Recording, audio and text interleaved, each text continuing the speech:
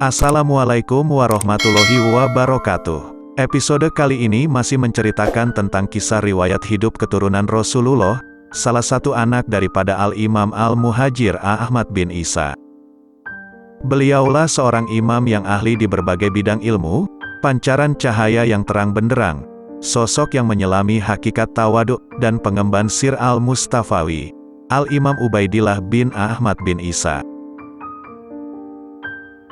Beliau dikenal sebagai seorang imam yang sangat dermawan, ahli di berbagai bidang ilmu, karismatik, ketakwaan yang sempurna, budi pekerti yang sangat luhur, selalu menghargai dan membalas kebaikan orang lain, bahkan keistimewaan beliau dalam sifat terpuji telah melambung tinggi.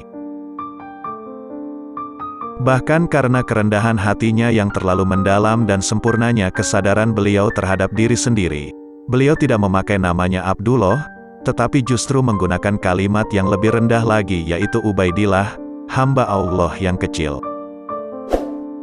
Hal ini merupakan tanda pengagungannya terhadap Tuhannya dan bentuk kerendahan dirinya. Beliau tidak mau kecuali memakai nama yang lebih merendahkan dirinya, padahal beliau adalah orang yang diberi keistimewaan oleh Allah dengan segenap sifat terpuji dan keistimewaan yang sangat besar. Beliau diberi keturunan yang baik dan soleh. Keberkahannya pun menyebar ke seluruh penjuru daerah itu. Beliau mendapat karunia ilahi yang bermanfaat bagi kebanyakan orang yang mana keberkahannya tidak pernah ada yang menandinginya. Dengan demikian leluhur dan keturunannya menjadi sangat istimewa. Syekh As-Sayyid Nuruddin Ali bin Abu Bakar memuji beliau dalam syairnya, Afifuddin Abdullah, betapa mulianya leluhur dan ulama yang besar itu. Beliaulah bapa para sa'ada, sumber kemurahan hati dan lautan ilmu, serta junjungan kami yang terpuji. Beliau mengikuti pendidikan ayahnya yaitu Al-Imam Ahmad bin Isa dan menimba ilmu darinya. Di samping beliau juga menimba ilmu dari ulama-ulama masanya.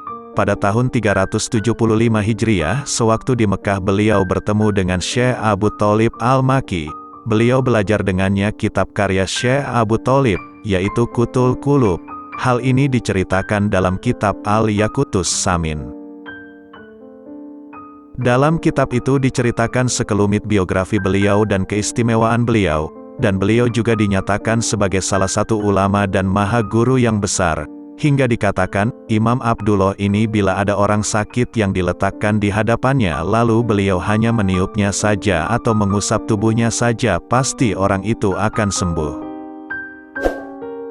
Beliau dikenal memiliki kekeramatan yang banyak.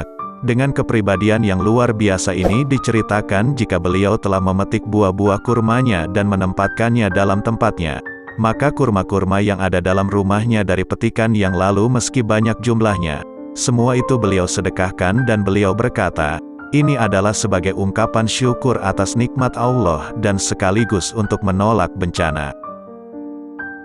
Para ulama sejarah menyebutkan bahwa beliau dikenal sebagai orang yang memiliki perkebunan kurma yang banyak. Beliaulah yang mewarisi dari ayahnya sifat zuhud, ilmu dan ibadahnya. Sepeninggal ayahnya beliau berpindah ke desa Sumal dan menghadiahkan lahan tanah di Sauh kepada pembantunya Ja'far bin Muhadam. Beliau menetap di sana dan membeli lahan-lahan pertanian. Juga menikahi salah seorang wanita di daerah itu hingga melahirkan anaknya yang bernama Jadid. Beliau meninggal di daerah itu sekitar tahun 383 Hijriah. Banyak di kalangan penyair yang melantunkan bait puisi duka cita terhadap beliau, dan di kalangan ulama dewasa ini banyak yang memujinya.